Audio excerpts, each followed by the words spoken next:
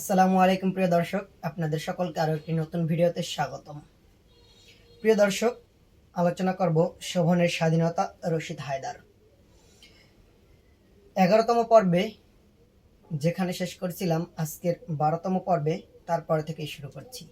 চলুন শুরু করা যাক। মিজানের জানতে ইচ্ছে হয় প্ল্যানটা কি, কিন্তু জুয়েলের মুখের ভাব বলছে সে পরিকল্পনাটা এখন জানাবে না। উদ্দেশ্যটা জানিয়েছে, যেন আপাতত এটুকুই থাক। এর বেশি জানতে চাইলে জুয়েল ভাবতে পারে জহিরের ভাই এত উৎসাহ দেখাচ্ছে কেন। ধীর পায়ে মিজান বাসার ভেতরে চলে এলে অনু বলে, জহিরকে কি বলে দেব? কি বলবে? বাসায় এসব মিটিং ভাল লাগছে না। মিজান আনুর হাত ধরে বাসায় হাতটা ধরেই মিজান বোঝে আনু কাঁপছে। মিজান নিজেও যে কাঁপছে তা কি বুঝতে পারছে আনু? ভয় ও চিন্তা তার মাথায় কি কম। অফিসে করাচি হেড অফিস থেকে এক বড় সাহেব বদলি হয়ে এসেছে।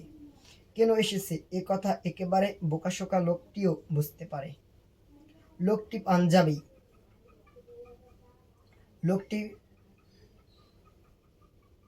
লোকটি পাঞ্জাবি। রানা সাব্বির আহমদ খান।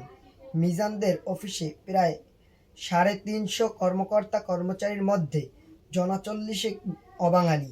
মিজানের মনে হয় এই কয়দিনের মধ্যেই ওই 40 জন যেন 400 থেকে 4000 লোকের শক্তি লাভ করেছে।